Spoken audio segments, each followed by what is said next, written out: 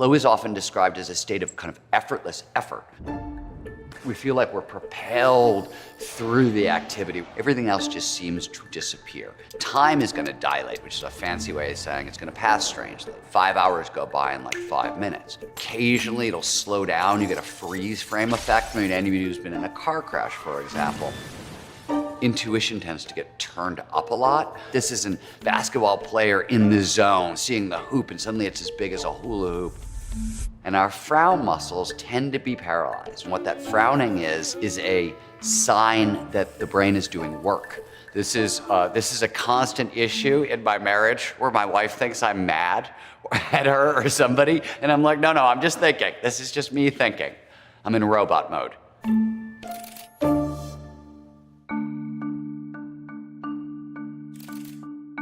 My name is Stephen Kotler. I'm a writer and a researcher, and my latest book is The Art of Impossible. Flow itself, actually, the term is coined by Goethe, who uses the German word Rausch, which means overflowing with joy. Nietzsche actually wrote about flow. William James worked on the topic, but Mihai Csikszentmihalyi is often referred to as the godfather of flow psychology. He was very interested in sort of well-being, meaning of life, and he went around the world talking to people about the times in their lives when they felt their best and they performed their best. Everywhere he went, people said the same thing. I'm in this altered state of consciousness where every action, every decision I make seems to flow effortlessly, perfectly, seamlessly from the last. Flow actually feels flowy. More specifically, it refers to any of those moments of rapt attention and total absorption. You're so focused on the task at hand, so focused on what you're doing, everything else just seems to disappear. But one of the things that athletes talk about a lot is what they call the voice. Often when I'm skiing in flow, I will get directions, right, left, do this, do that, and it's very quick. You either do what the voice is telling you to do, or you tend to crash. The challenge skills balance is often called the golden rule to flow, and the idea here is pretty simple. We pay the most attention to the task at hand when the challenge of that task slightly exceeds our skill set. So to do this work and to get good at it, you have to get good at being comfortable with being uncomfortable. So you want to stretch, but not snap. So there are a number of different things you can do to sort of prepare yourself and prepare the environment to drop into flow. The flow triggers are your toolkit. 22 of them have been discovered. There are probably way more, but so far researchers have identified 22. The most basic of flow's triggers, complete concentration. You really want to sort of start your work session, if you can, in relationship to your physiology. I like to wake up at 3:30, 4 o'clock in the morning. That's when I'm most awake, most alert. I am married to a night owl. My wife doesn't wake up till 5, 6, 7 o'clock, 8 o'clock at night. That's when her brain comes alive. And then you want to try to block out 90 to 120 minutes for uninterrupted concentration. Practice distraction management ahead of time. So you want to turn off your phone, turn off email, Twitter, Facebook, Instagram, etc. All your messages, all your alerts. There was a study where they found that coders in flow, if they get knocked out by distraction, a knock at the door, a text alert or whatever, it can take them 15 minutes to get back into flow if they can get back in at all. Flow only shows up when all of our attention is in the right here, right now. One way to kind of explore flow triggers, there's a cluster of them that are predominantly dopamine triggers. They drive focus, they drive attention, they drive alertness, and excitement. And there's a lot of different ways to get dopamine.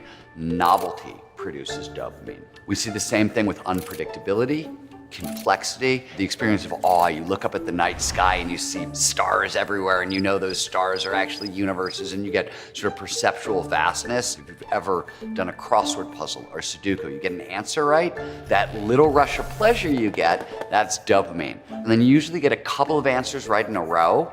That's because the dopamine that is now in your system is amplifying pattern recognition. We get that same dopamine from risk-taking. And this could be physical risks, emotional risks, social risks, intellectual risks, possibly spiritual risks. We get the dopamine not as a reward for taking the risk, which is what some people used to believe, but now we know it's to kind of drive motivation. Now, there are lots of different intrinsic motivators, but from a motivation standpoint, there are 5, and they're all designed to be built into one another and work in a sort of specific order, in a specific sequence. The most basic human motivator is curiosity. One of the things we get from curiosity is focus for free. When we're curious about something, we don't have to struggle. We don't have to burn a lot of calories trying to pay attention to it. Curiosity is designed, biologically again, to be built into passion. And think about, we've all fallen in love, how much attention you pay to the person you're falling in love with. You can't stop thinking about them, can't stop staring at them. That's a tremendous amount of focus for free. Now, passion is incredibly useful, but as a motivator, you can go one better, which is purpose. Everybody wants to talk about, oh, I have a purpose and it's this big altruistic thing and it's good for the world, and all those things may be true, but from a peak performance perspective, it's very, very selfish. Once you have purpose, the system demands autonomy. I want the freedom to pursue my purpose. And once you have that freedom, the system wants the last of the big motivators, mastery. Mastery is the skills to pursue that purpose well. One of the really incredible things about being human is we're all built for peak performance. Flow is universal in humans. It's actually universal in most mammals, and definitely all social mammals. There's a shared collective version of a flow state, a team performing at their best, a group performing at their best. This is called group flow. In fact, studies have shown that the people who score off the charts for these characteristics, who score off the charts for overall well-being and life satisfaction, are the people with the most flow in their lives. We're all capable of so much more than we know. That is a commonality across the board. So it's the largest lesson that 30 years in studying peak performance has taught me. And the way I sort of like to think about it is motivation is what gets us into the game. Learning allows us to continue to play.